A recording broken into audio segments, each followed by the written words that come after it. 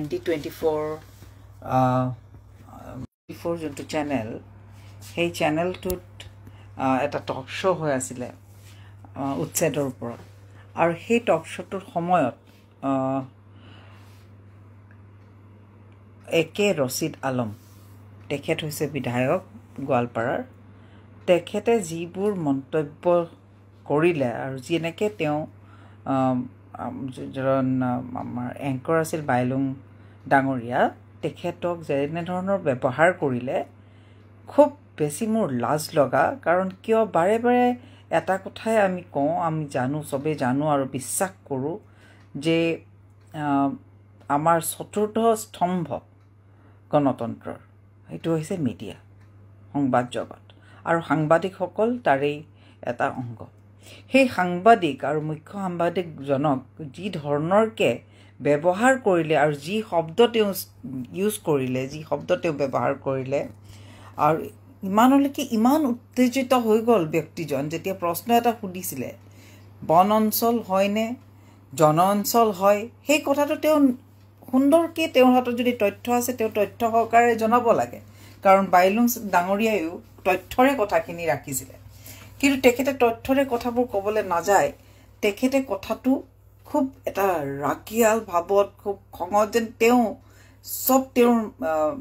মগজু হেৰুৱাই পেলাইছে ঠিক তেনেধৰণৰ ব্যৱহাৰ এটা আমি দেখিবলৈ পালোঁ খুব মোৰ মানে লাজো লাগিছে যে এজন নিৰ্বাচিত বিধায়ক এজনৰ যদি ব্যৱহাৰ এনেকুৱা হয় তেনেহ'লে সঁচাকৈ কেনেকৈ এই কংগ্ৰেছ বোলা দলটোক কেনেকৈ ৰাইজে বিশ্বাস কৰিব এনেধৰণৰ ব্যৱহাৰ এনেধৰণৰ মাত কথা অন স্ক্ৰীন য'ত ৰাইজে চাই আছে তাতে ননচেন্স শব্দটো ক'বলৈ মোৰেই বেয়া লাগিছে এতিয়া মই ৰিপিট কৰিছোঁ মোক ক্ষমা কৰিব এই শব্দবোৰ আমাৰ মিডিয়াৰ বা ছ'চিয়েল মিডিয়াৰ লাইনত যাবই নালাগে এনেধৰণৰ শব্দৰ যেতিয়া ব্যৱহাৰ হৈছে মই নাভাবোঁ তেনে কংগ্ৰেছৰ নেতৃত্ব এটাৰ পিছত এটাকৈ এনেকুৱা ধৰণৰ তেওঁলোকৰ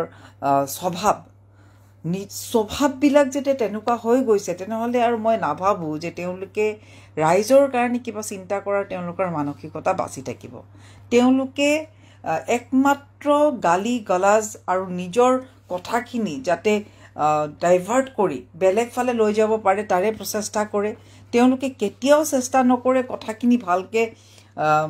বুজিবৰ কাৰণে আৰু আজিৰ পৰা সঁচা কথাটোৱেতো কৈছিল বাইলুং ডাঙৰীয়াই যে ইমান 15 বছৰ কংগ্ৰেছৰ চৰকাৰ আছিল যিবোৰ মাটিত সেই মানুহবোৰ আছে যাক আজি উচ্ছেদিত কৰিবলগীয়া হৈছে চৰকাৰখনে সেই মানুহবোৰ যদি সঁচাকৈ দুখীয়া মানুহ তেনেহ'লে 15 বছৰৰ কংগ্ৰেছ চৰকাৰে বা আজিও একে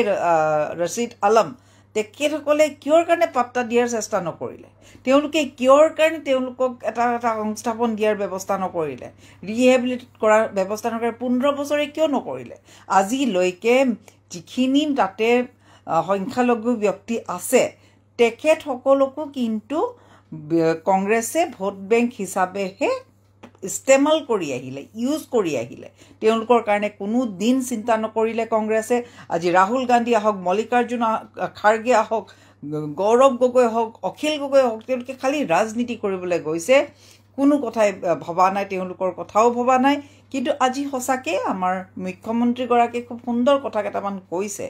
যে যাৰ সঁচাকৈ মাটি নাই ভূমি নাই তেওঁলোকক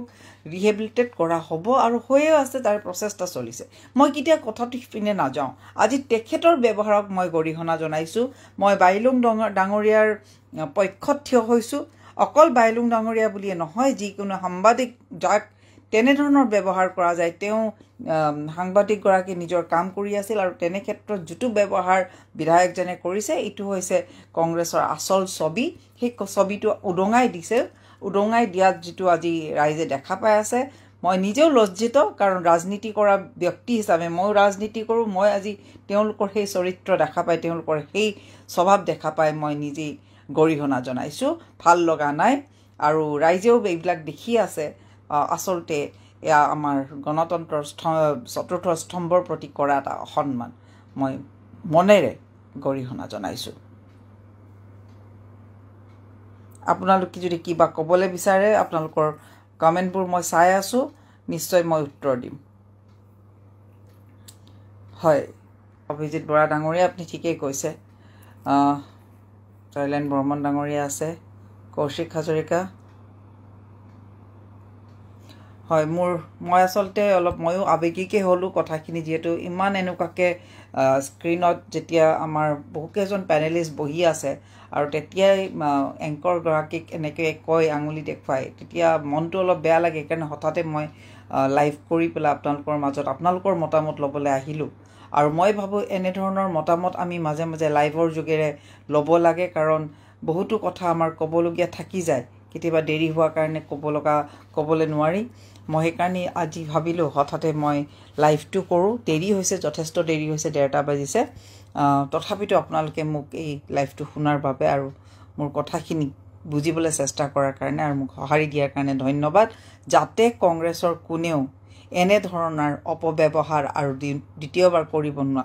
নোৱাৰে আৰু কৰিবলৈ তেওঁলোকক যাতে আমি কৰাৰ কোনো ধৰণৰ সুযোগ নিদিওঁ, তাৰে ব্যৱস্থা যাতে আমাৰ মিডিয়া হাউচৰ যিখিনি মেনেজমেণ্ট তেওঁলোকেও যাতে এইটোৰ ধ্যান ৰাখে, এইটোৰ কথাৰ প্ৰতি লক্ষ্য ৰাখে, তাৰে কামনা কৰিলোঁ। বহুত দেৰি মোৰ কথাখিনি শুনাৰ কাৰণে আটাইকে ধন্যবাদ। শুভৰাত্ৰি। আপোনালোকৰ সুস্বাস্থ্যৰ কামনা কৰিলোঁ। ধন্যবাদ।